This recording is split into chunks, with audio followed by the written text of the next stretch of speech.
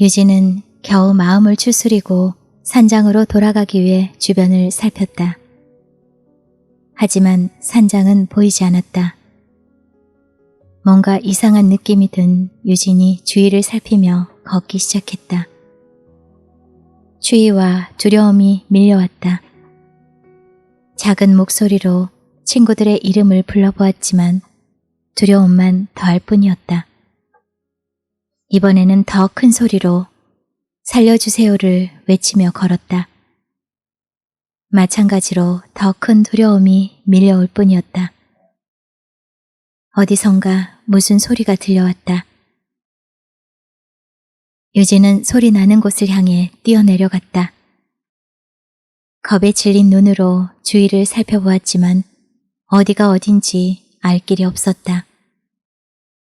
눈물을 애써 참으며 주위를 둘러보던 유진은 두려움과 공포로 더 이상 움직일 수가 없었다. 유진은 산속의 한 구석에 지쳐 쪼그리고 앉아 울기 시작했다. 얼마를 울었을까? 유진에게 비춰지는 작은 불빛이 있었다. 누군지 알 수 없지만 자신에게 다가오는 것만은 틀림없었다. 준상이었다. 머리칼이 땀에 흠뻑 젖은 채 거친 숨을 몰아쉬고 있는 사람은 준상이었다. 유진은 준상에게 달려가 그의 가슴에 안겨 울기 시작했다. 유진아, 다행이야. 못 찾는 줄 알았어.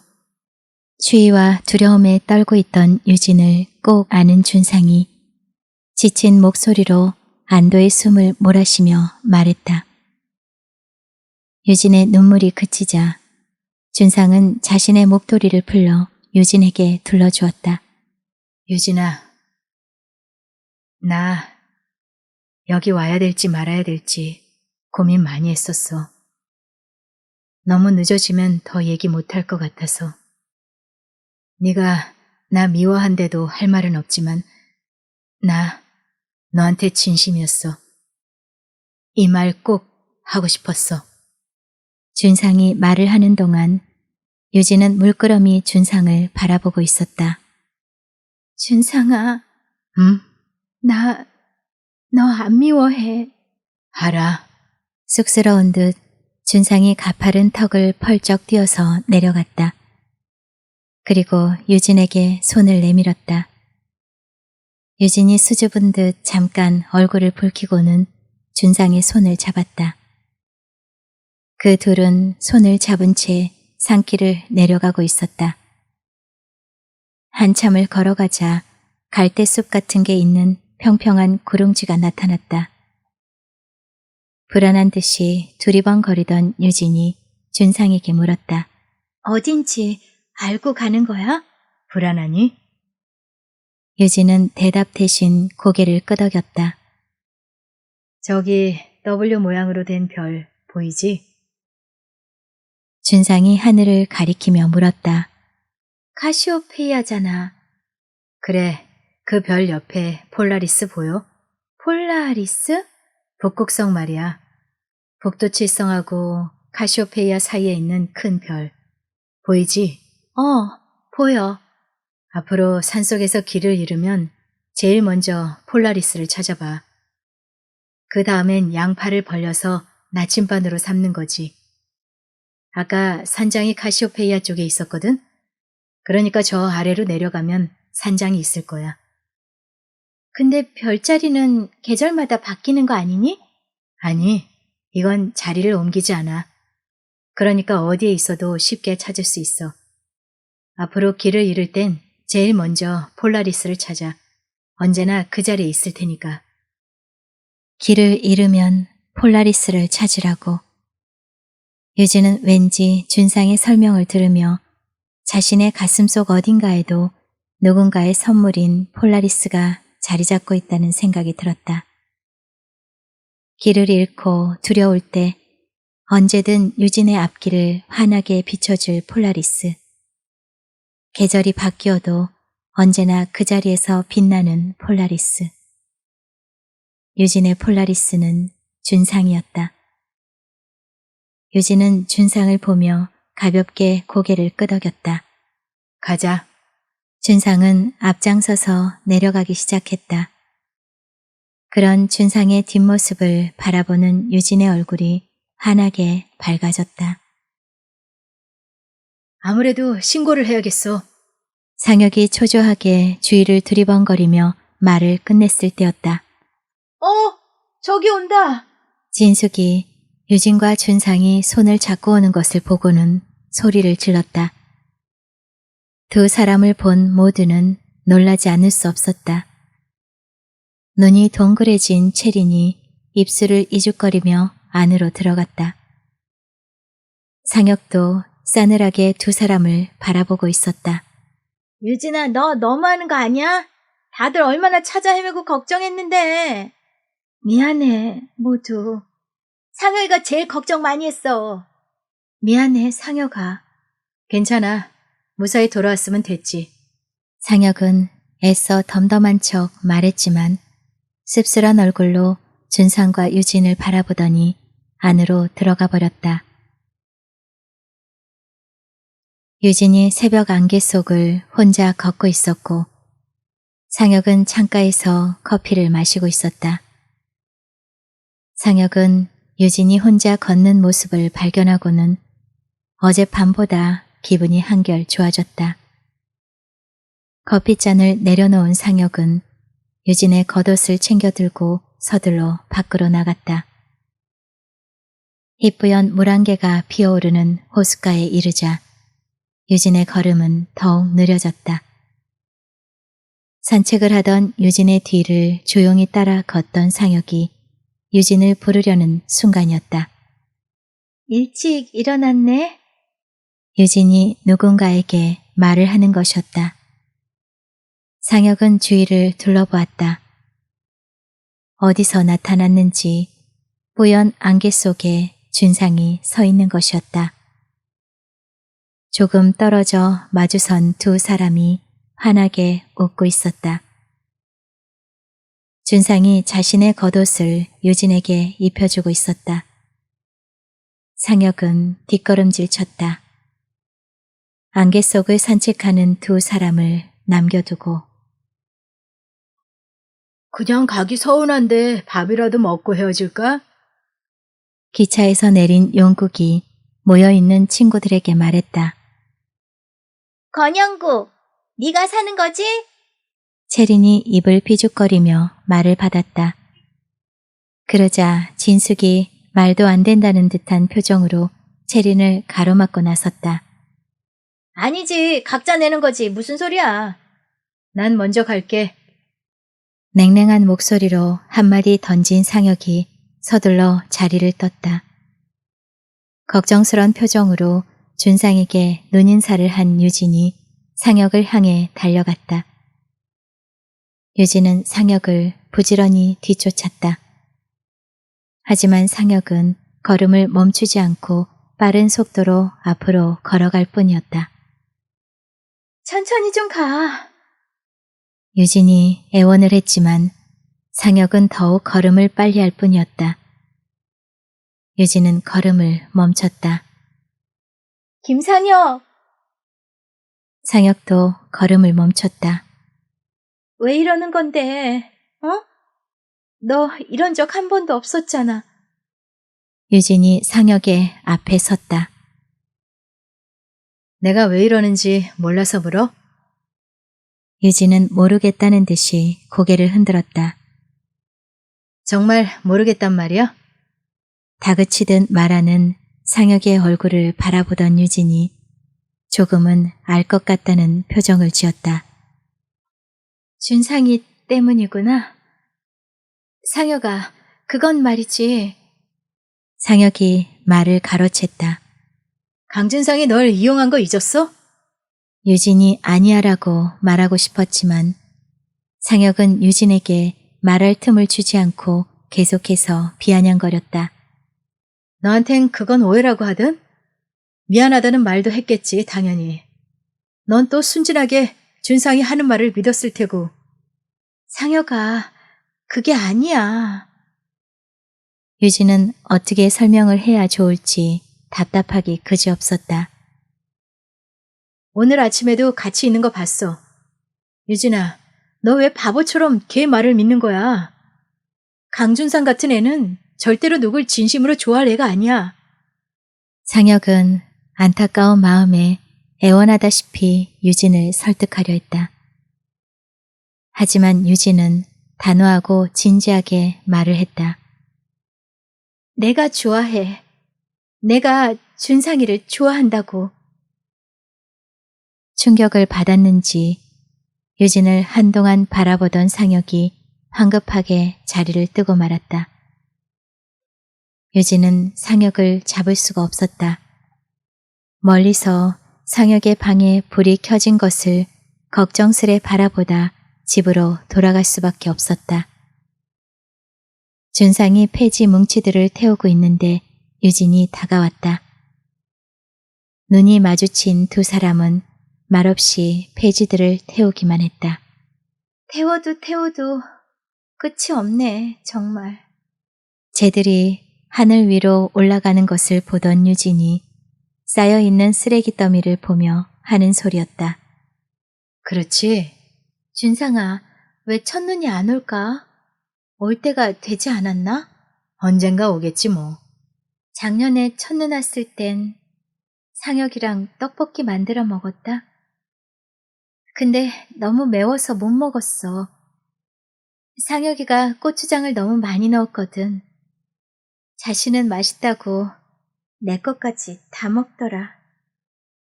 말을 하다 멈춘 유진의 눈가가 젖어왔다. 그런 유진을 바라보던 준상이 무엇인가 생각이 난 듯 유진을 불렀다.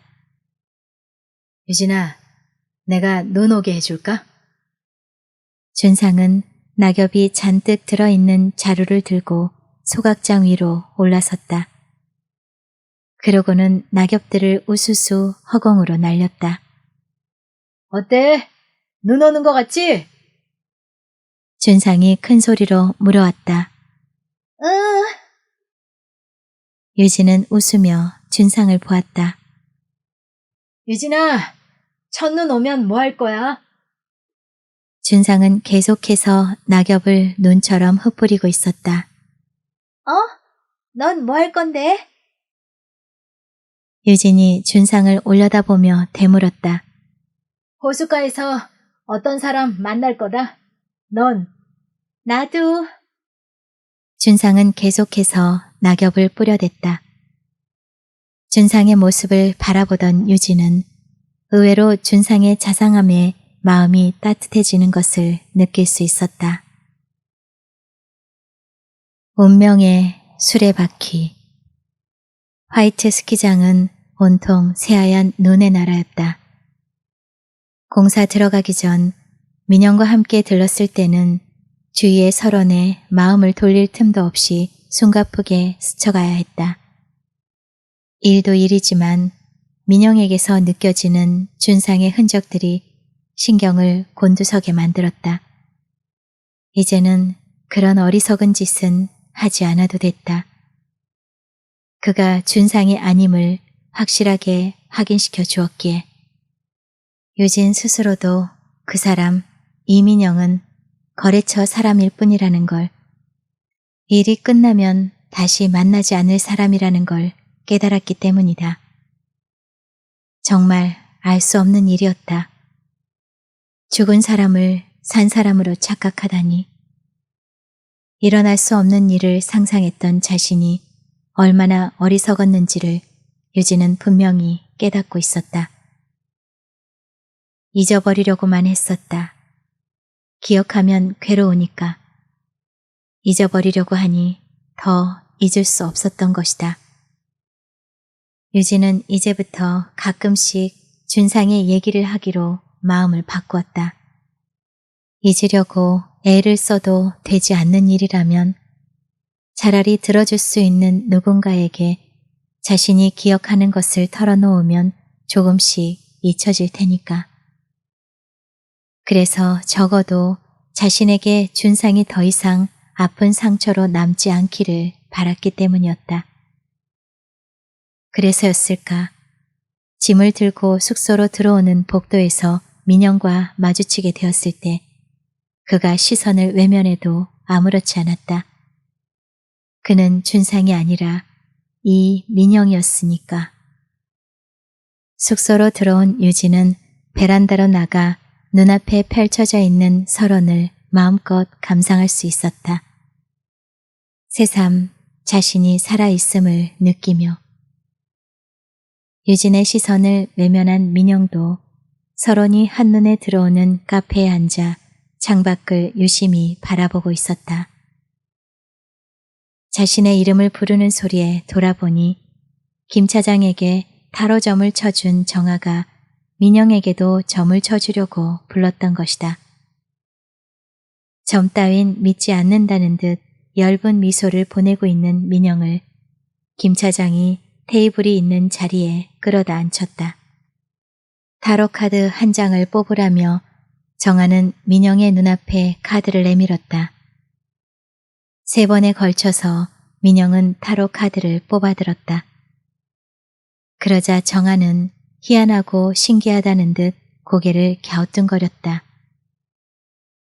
민영은 점괘가 나쁘게 나온 것으로 추측하고는 정아의 얼굴을 쳐다보았다.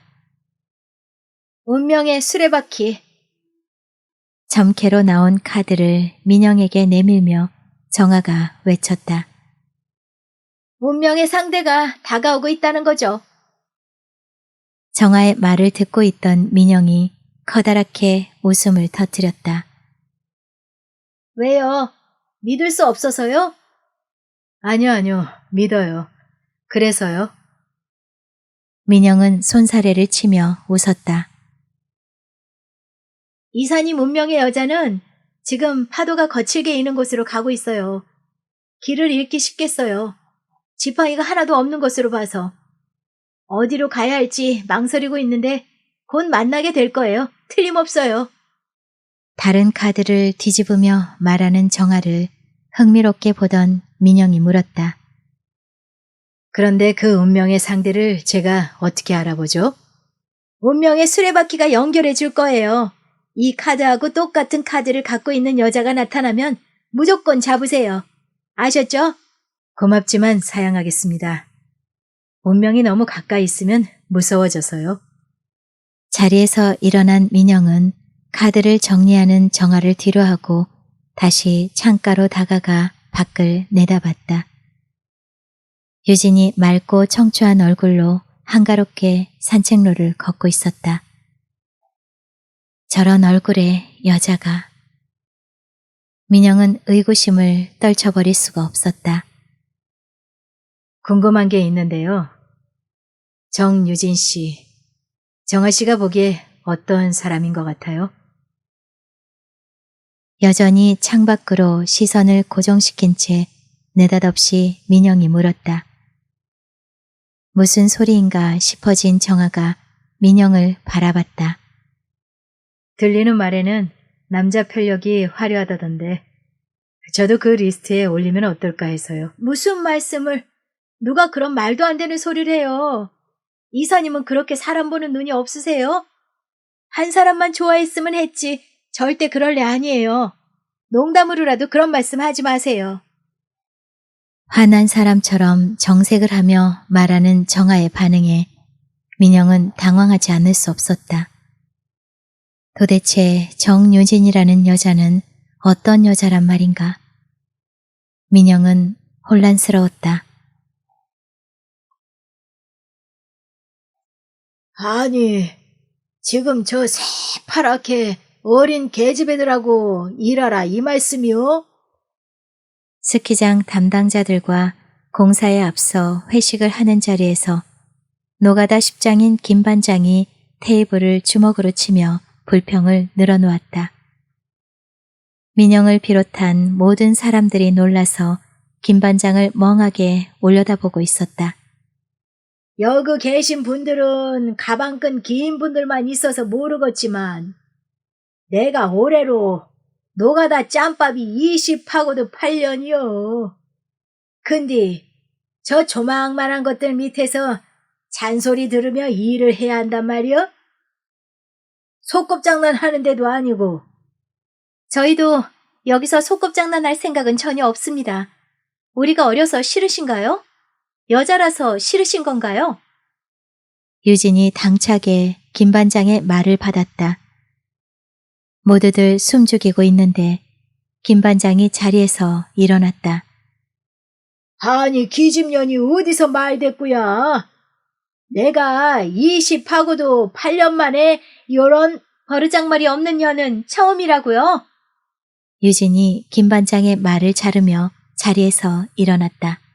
아저씨, 레파토리 좀 바꾸세요. 마주보고 선 유진과 김 반장의 얼굴에 미소가 번졌다.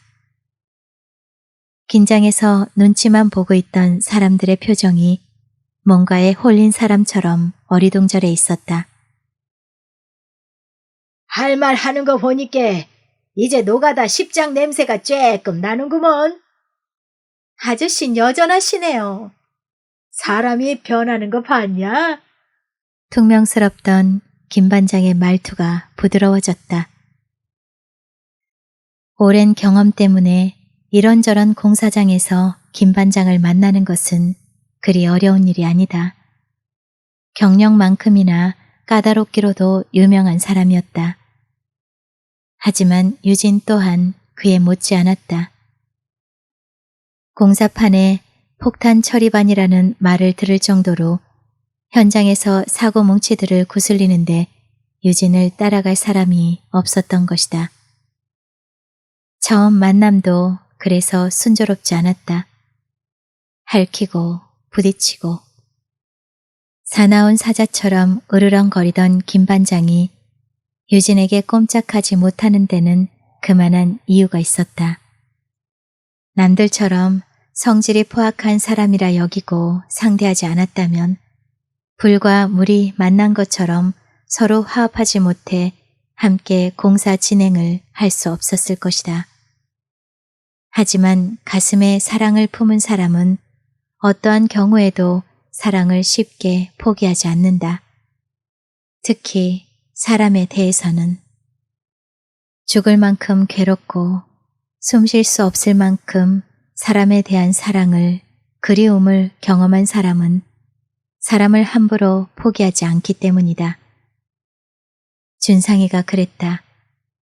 보기에는 냉정하고 차가운 사람처럼 보였다.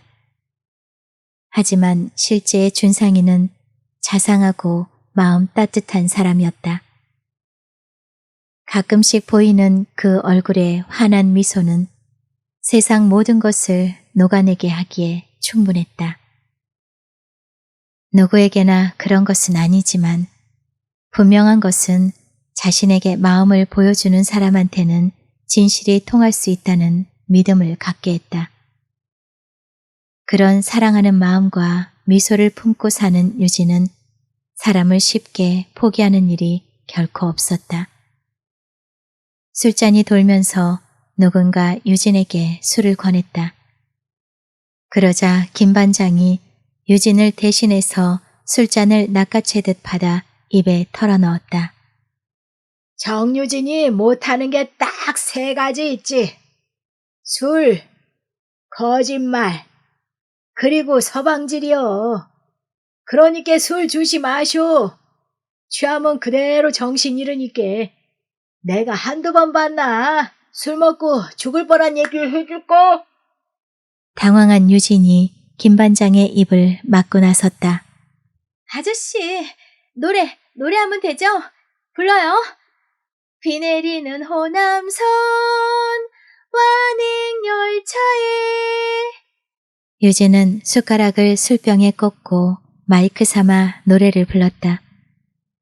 듣고 있던 사람들 모두 신이 나서 어깨를 들썩거리며 흥얼흥얼 따라 불렀다. 유진의 꾸밈없이 쾌활한 모습을 보며 생각에 잠긴 민영의 머릿속은 벌집을 쑤셔놓은 듯 몹시 혼란스러웠다. 어떤 모습이 정말 유진의 모습인지. 스키장으로 떠나기 전날 채린이 민영의 호텔로 찾아왔었다. 스키장에서 필요한 여러 가지 물건들을 준비해온 채린에게 민영이 물었다. 정말로 자신을 닮은 사람이 있었던 게 아니냐고. 채린의 말대로 할 말 없고 관심 끌고 싶을 때 하는 말이라고 하기엔 왠지 가슴 한구석이 서늘해진다고 말했다. 순간 친구인 유진을 좋아하지만 자신이 좋아하는 사람한테 또 접근하는 것을 보고 싶지 않다고 말하는 채린의 눈에서 주르륵 눈물이 흘러내렸다.